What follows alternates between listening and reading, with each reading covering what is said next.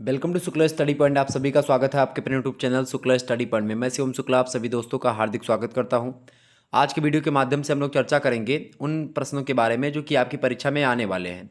तो मात्र प्रश्नों को मैं बताऊंगा कि कौन कौन से प्रश्न आपकी परीक्षा में आने वाले हैं, जो कि ये क्वेश्चन पेपर है किसी दूसरे विश्वविद्यालय का, जो कि आपके लिए बहुत ही महत्वपूर्ण है। ठीक है, अभी मुझे पता नहीं किस विश्वविद्यालय का, लेकिन ये प्रोफेसर रज्जू भैया का भी हो सकता है और जो है एक प्रकार से हो सकता है CCSU का हो। ठीक है, इन्हीं दोनों में से है। तो BA BSc BCom का चूँकि मेरे पास समय नहीं था, तो मैंने एक प्रकार से इस पर इंक्वायरी उतनी की नहीं, बच्चे ने भेजा तो मैंने कहा कि बिल्कुल आपको बताना चाहिए, क्योंकि इसमें जो प्रश्न थे वो बड़े ही इंपॉर्टेंट थे, अच्छे थे।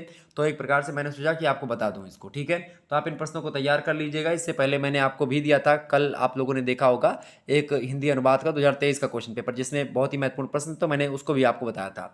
तो हिंदी लिटरेचर का एक प्रकार से BA के 4th सेमेस्टर में BA BSc BCom minor major दोनों के लिए हिंदी लिटरेचर में आपको हिंदी अनुवाद पढ़ना होता है। 2 घंटे के पेपर में ऐसे ही प्रश्न आपकी परीक्षा में आते हैं। देखें, निर्देश आपको दिया गया है कि मतलब इस प्रश्न पत्र के अकॉर्डिंग केवल निर्देश, मतलब इस प्रश्न पत्र के लिए ही निर्देश है।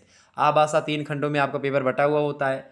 प्रत्येक खंड में दिए गए निर्देशों का पालन आपको करना होता है। खंड आभाषा आ में आप देखेंगे 9 नंबर आपको मिलेंगे, बा से 36 नंबर और सा से 30 नंबर। ठीक है, यानी कि 3 नंबर आपको यहाँ से, मतलब 3 क्वेश्चन करने हैं, 3 3 नंबर के होंगे। 4 क्वेश्चन यहाँ से करने हैं जो कि 9 9 नंबर के होंगे, और 2 क्वेश्चन यहाँ से करने हैं जो कि 15 15 नंबर के होंगे, यानी 4 3 7 और 2 9 क्वेश्चन आपको कुल मिलाकर के करने होते हैं।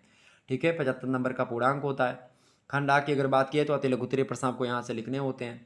अति लघुत्तरीय प्रश्नों की अगर बात की तो इनके प्रश्नों के उत्तर को लेकर के, या लघुत्तरीय प्रश्न और दीर्घोत्तरीय प्रश्न कैसे लिखे जाते हैं, मॉडल पेपर में मैंने सब कुछ बता रखा है, तो आप प्लीज़ मॉडल पेपर को जरूर देख लीजिएगा। इस खंड में केवल एक प्रश्न है, जिसके अंतर्गत 5 उप प्रश्न दिए गए हैं, और उस 5 में से आपको केवल 3 उप प्रश्न करने हैं, यानी कि कुल मिलाकर के 5 प्रश्न आपको अति लघुत्तरीय में मिलेंगे। 5 में से केवल 3 प्रश्न करने हैं, 3 3 नंबर के एक प्रश्न है। ठीक है, और उन शब्दों को किस में, मतलब शब्द सीमा 50 शब्द में आपको लिखना है। ठीक है, ध्यान रखिएगा। जैसे पहला प्रश्न है आपकी स्क्रीन पर आ चुका है, अनुवाद क्या है उल्लेख कीजिए। बहुत ही महत्वपूर्ण प्रश्न है। अनुवाद के बारे में मैंने विस्तार से आपको हर एक चीज़ बता रखा है।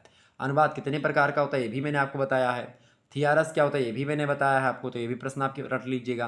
परिभाषित शब्द किसे कहते हैं, 100% आने वाला है। बैंकिंग अनुवाद का क्या अर्थ होता है, प्रशासनिक अनुवाद क्या होता है, ठीक है, कार्यालयीय अनुवाद क्या होता है, सब कुछ मैंने आपको बता रखा। तो ये सब आप पांचों प्रश्न, ये जो है पांचों मैंने बताए हुए हैं। 3 प्रश्न आसानी से आप कर लिए होंगे, बिल्कुल बढ़िया। आगे देखिए, खंडबा। खंडबा की अगर बात, खंडबा में बढ़ने से पहले एक इन्फॉर्मेशन आपको देनी है कि अगर आप चौथे सेमेस्टर में हैं, चौथे सेमेस्टर में आपको BA में है, BC में है, BCom में है, तो आपको को करिकुलर कोर्स पढ़ना होता है। तो को करिकुलर कोर्स की अगर बात किया है, तो को करिकुलर कोर्स को लेकर के एक चीज़ मैंने किया है, एक चैनल मैंने बना दिया है को करिकुलर मास्टर नाम से। तो को करिकुलर मास्टर यूट्यूब चैनल आप पर, आप जब आप जाएंगे तो आपको को करिकुलर के बहुत सारे वीडियो आपको वहाँ पर मिल जाएंगे, मॉडल पेपर से लेकर के, और जो टॉपिक वाइज क्लासेस होती हैं आपको वहाँ पर मिलेंगी बिल्कुल फ्री में। तो आप इस चैनल को ज्वाइन कर लीजिए, सब्सक्राइब, मतलब सब्सक्राइब इस चैनल को कर लीजिएगा। वहाँ पर आपको बिल्कुल फ्री में सारी क्लासेस आपको दी जाएंगी। ठीक है, तो वहाँ पर मॉडल पेपर भी मिलेगा। तो BA BSc BCom में आपको physical education and yoga 4th semester में पढ़ना पड़ता है, को करिकुलर यानी अनिवार्य प्रश्न पत्र के रूप में। हर बच्चे को एक परीक्षा पास करनी जरूरी होती है। ठीक है, अन्यथा उसका रिजल्ट जो होता है पास नहीं दिखाता है। तो आप इस प्रश्न के, चूंकि बहुत सारे लोगों के बैक लग रहे थे, इसलिए मैंने सोचा सेपरेट चैनल आपको इसके लिए बना दिया जाए। ठीक है, लघु उत्तरीय प्रश्नों की बात की तो केवल एक प्रश्न आपको इसमें भी दिए गए हैं, उनमें से उस एक प्रश्न में आपको 7 उप प्रश्न मिलेंगे, यानी कुल मिलाकर के 7 प्रश्न होंगे। आपको कुल मिलाकर के 4 प्रश्न में से करने, 7 में से 3 प्रश्न छोड़ देने हैं। 9 नंबर का एक एक प्रश्न है। ठीक है, शब्दों में लगभग 125 शब्दों में आपको लिखना है, मतलब कि 225, मतलब 225 शब्दों में। ठीक है, लिपि अंतरण क्या है, लिपि अंतरण जो होता है, इसे मान लेते हैं मैंने लिखा ये राम। राम ये लिखा हुआ है किसमें, रोमन शैली में, रोमन लिपि में लिखा है। इसी राम को आप किस में लिखते हैं, जब हिंदी में लिखते हैं तो आप ऐसे लिखते हैं ये राम। अब ये राम किस में लिखा हुआ है, देवनागरी लिपि में लिखा हुआ है। ठीक है, ध्यान रखिए, तो उसी को लिपि अंतरण बोलते हैं। कितने प्रकार का होता है सब कुछ मैंने बताया हुआ है। अनुवाद और बहुभाषिक समाज के अंतर संबंधों को लिखिए। अब बहुभाषिक समाज यानी कि ऐसा समाज जिसमें कई भाषाएं बोली जाती हैं, उसको बहुभाषिक समाज कहते हैं।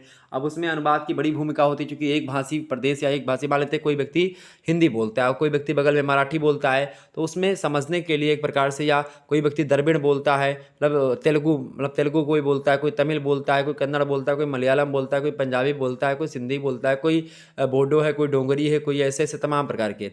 अब एक भाषा से दूसरी भाषा में कोई अंग्रेजी, कोई जापानी, कोई फ्रेंच, कोई जर्मन, ऐसा कई तमाम प्रकार के लोग हों। अब वहाँ पर क्या होता है, अनुवाद की बड़ी ज़रूरत पड़ती है। तो अनुवाद में बड़ी भूमिका होती है, मतलब अनुवाद की बड़ी भूमिका होती है बहुभाषिक समाज में। अगला क्वेश्चन से अगला पर्याय कोश। पर्याय कोश आप लोग जानते हैं, जैसे पर्यायवाची लिखी होती है उसमें डिक्शनरी होता है, कोश माने डिक्शनरी, पर्याय कोश माने जिसमें पर्यायवाची लिखी हो। जैसे एक शब्द लिखा हो, जैसे मान लेते हैं यहाँ पर कोई शब्द लिख दिया, जैसे मान लेते हैं यहाँ पर आकाश लिखा है, तो आकाश की इतने पर्यायवाची शब्द होंगे, जैसे कि आसमान हो गया और आपका क्षिति हो गया, ठीक है। ऐसे तमाम प्रकार के और भी तमाम प्रकार के, मतलब कि क्षिति बोल रहा हूँ, जैसे जो है गगन हो गया, आसमान हो गया, ठीक है। ऐसे और तमाम प्रकार के जो एक प्रकार से उसके होते हैं वो सब लिखे होते हैं, ठीक है।